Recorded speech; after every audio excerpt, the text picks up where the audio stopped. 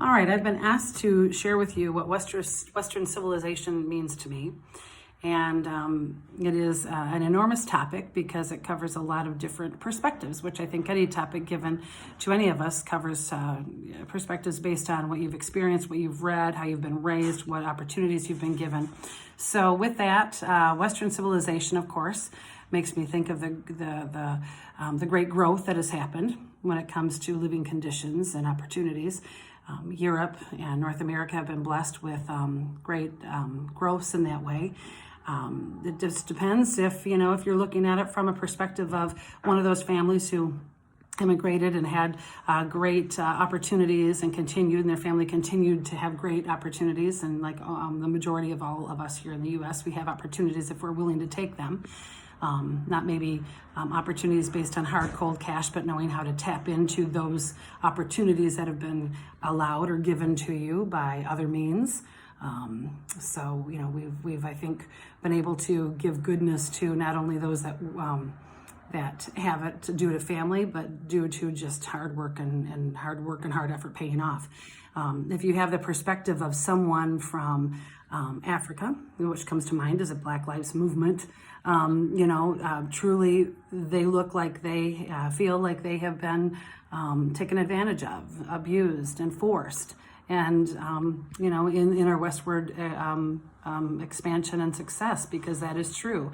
Whether they had to work, whether they were taken by force from their home country, those are devastating experiences when you think back. But in account of all of that, when we look, all of that was part of that westward expansion to expand into the factories that we did in the late 1800s, and to have the opportunities then that followed that, this mass production of things and the betterment of life, whether it comes from the cleanliness factor that we had to have sewer systems and all of that, and from one thing to technology, and it seems like it never stops growing in the westward expansion or the westward civilization movement. So there's so many things. It's like I said, a myriad of so much. So it's hard to answer this question, but it just depends on perspective. Some might feel westward civilization has been a great thing. Some people might think it's been a horrible thing because we've eliminated maybe a lot of nature that we know when we cut down wooded land here in America over and over and over, and to our woodlands that have been just stripped and maybe not replanted by some people. So, I think of union labor. I think of what the unions did, and some people think, oh, they're taboo, but boy, they protected people from those business owners that were all high and mighty on the dollar of financial gain for themselves and not for everyone. Themselves, of course, as the leader, but then being equitably fair to give a working wage to those below them, their workers. And we know that businesses that do respect their workers have succeeded and do well. So those that say poo-pah to the unions, we wouldn't have even had a thought to need them in Western civilization if people weren't abused and taken advantage of, which goes back to then the slave trade and bringing in those workers against their will. So it's really all about balance in Western civilization, and that's my frustration right now when we watch what's unfolding in our country, especially with the riots and all of the looting and all of that. Protesting is fine in Western civilization. We have a voice in a beautiful world, or a beautiful governmental system where we have the rights that we do have. I'll say that, which follows in Western civilization most typically, that we have governments that allow us those opportunities. But that opportunity is not to either end, far right or far left, to take it to an abusive point. And that's my problem with watching this looting and all of those things that we see going on right now, because that in no means is how Western civilization was intended to foster its growth. It's about meeting in the middle, finding compromise, being respectful, being hardworking, doing your part, and not taking advantage of anyone for any means. So you can be lazy, or so you can be abusive. We just all need to be honest and good and work forward. And that's what Western civilization has done for the time that it's been moving, because that's why we have success.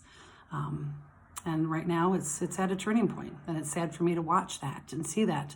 unfold in the media and all of those areas where we are maybe not living it because we don't live in those cities where it's happening, but we can hear about it, and it's devastating because Western civilization has been a wonderful thing for us. So don't know if I've covered it well because it's probably a lot more history that I'm not bringing into it. But when I think of it, I think of that movement of bettering our countries to being developing. To being developed from developing. That's a terminology. We used to call them third world nations and so forth, and now we call them developing, and we are developed.